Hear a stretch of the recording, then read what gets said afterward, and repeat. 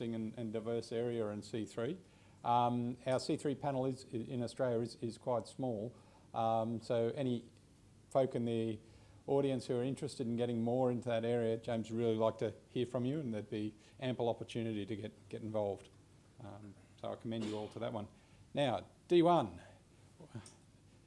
Our current convener is Joe Tusek. He's not available today, but we've got Eli, who's going to present, and as of tomorrow, Yi is a convener anyway, so this is a transition.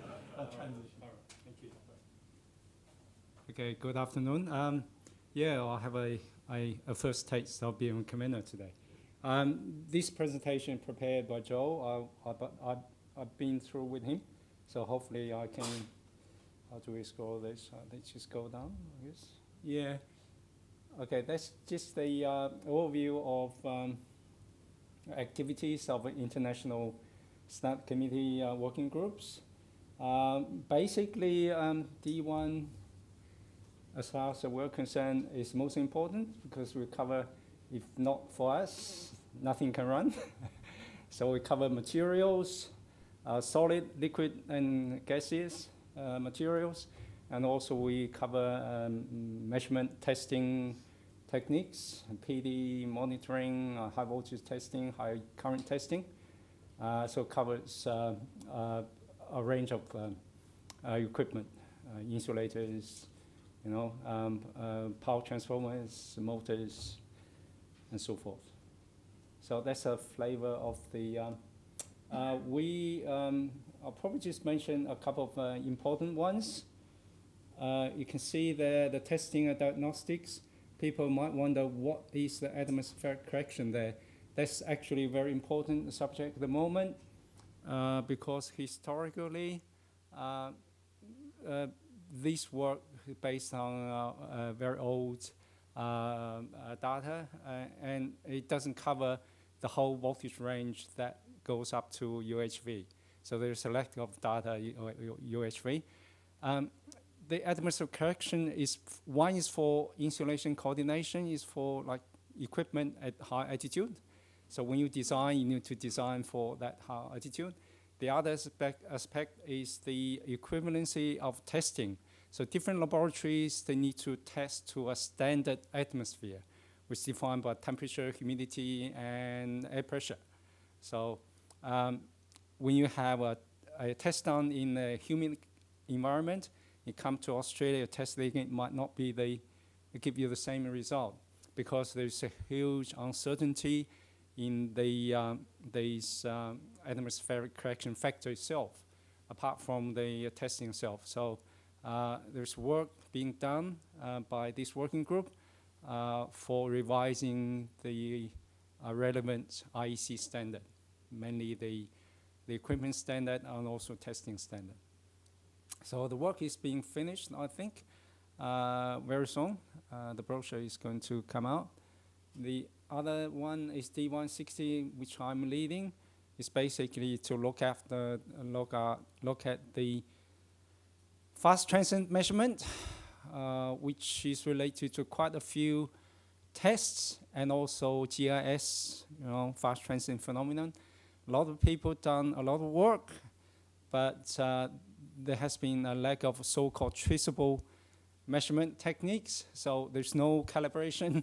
You have all these IEC standard out there for testing windings with fast pulse and insulators with fast pulse, but nobody can provide calibration for this measurement system. So the group of people, test laboratories, National Measurement Institute, working together to provide a framework for this calibration, basically. The other ones, you can see this other thing is really related to many other working groups, like the first one with the A2, D1, is looking after the DGA, and also A2, D1, first one, the transformer solid insulating materials. So we work with the other committees to solve specific problems on material side. Next think SF6 been talked a few times. As far as we know, the D1 also work in that field. The mixture has been worked on for many years, but as a last presentation mentioned, there's many other alternatives. Last CIGRE session, we saw the actual breakers, Siemens and ABB, using these alternative ones which claim they have what's it called, greenhouse effect potential equal to 1, so similar to CO2 itself. So that's a very interesting area. But we, in Australia, we don't have members on that committee. Liquid impregnate cellulose is also interesting. The people, apart from furans, they looking at other markers like the methanol as the indication of the paper degradation. So in the transformer, the paper itself, kraft paper, is the most important, mainly the mechanical strength. Once the degrade polymerization, that means the cellulose chain got broken down, it's become brittle. So by detecting the decomposition component in the oil, you can tell the state or the degree of polymerization of the paper or the aging state of the paper. It's another brochure that came out, VLF. VLF, you know, the cable people know it's mainly used for cable testing because you can't drive AC through a very long cable, and DC is not really good for plastic cross-link polyethylene cable because space charge problem. So people using the low frequency testing, mainly initially for withstand test, commissioning test, but now increasingly, if you look at the brochure, there's a very interesting aspect is the conditioning assessment using dielectric dissipation factor measurement. So what they found is that at a lower frequency, you can tell the water training process very sensitively. So if you use a 50 Hertz measurement, your loss will still appear okay, but you use a lower frequency DDF, you can pick up this water tree quite easily. So they're very interesting. But the other interesting aspect is, because it's a new technology, the DDF itself is quite, you can measure, but think about 0.1 Hertz, how do you calibrate that? That aspect is to say, there's been a new development that we can now in the Measurement Institute can calibrate the VLF DDF to 10 to minus 4. Normally this DDF standard has a nominal standard value of 10 to minus 3 at 0.1 Hertz. Corrosion is important. There's a brochure, and I think there's a new working group will continue to work in that field. There's a recent brochure that came out. DGA, again, that's joined with Transformer Study Committee. There's many new findings in there you will find interesting. Solid insulation, again, that's about the paper, mainly by looking at the aging markers in the oil for the state of kraft paper, basically.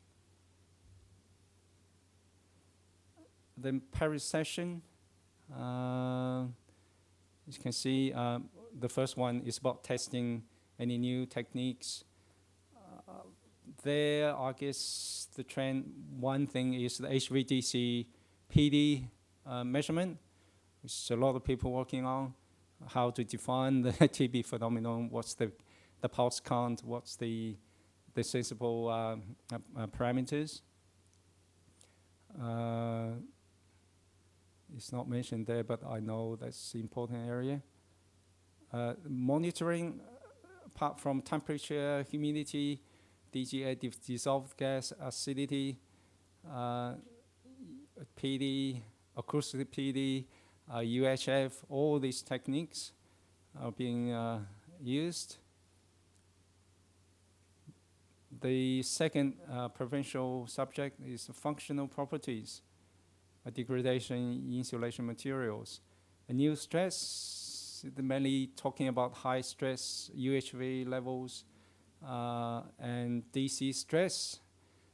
You have insulators, space charge, surface phenomenon, all these problems.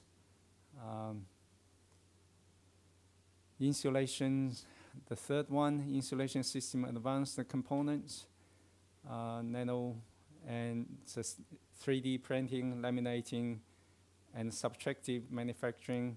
I guess this laser operation, cutting off, all these new techniques. The AU D1 activities. Recently, we had a meeting in Newcastle. These are the presentations. SWOLAN is done by University of New South Wales. The single wire earth return is for monitoring remote power supply.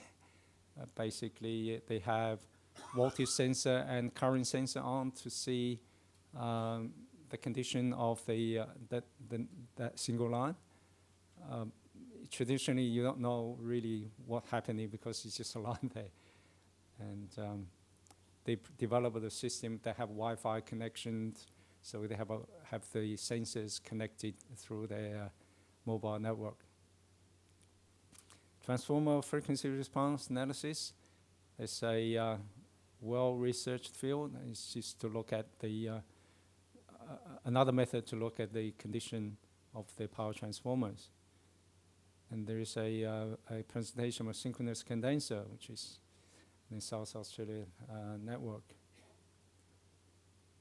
And there's some examples of failures. That's quite interesting in our D1 meetings. Sometimes people bring in the experience of different failures, which is very useful.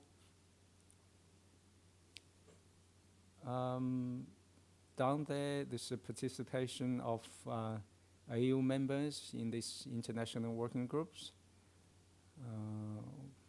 I won't repeat that. You get long tests, taking high temperature superconducting. Yeah.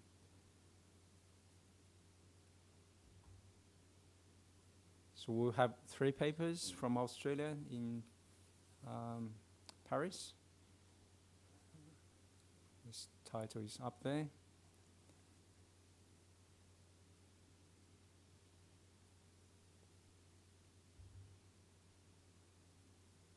These are the recent technical brochures published by D1.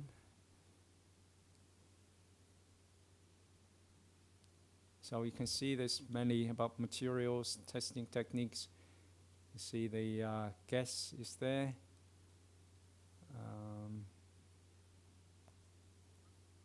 The other one is the pollution performance in insulators. It's quite interesting. It behaves quite differently in the different pollution conditions. So a lot of these insulators developed, but in China, is specifically for the Chinese environment, not necessarily performs well here, a different environment.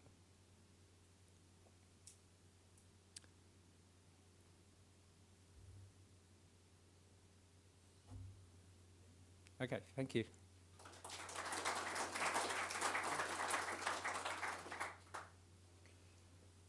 All right, so the more astute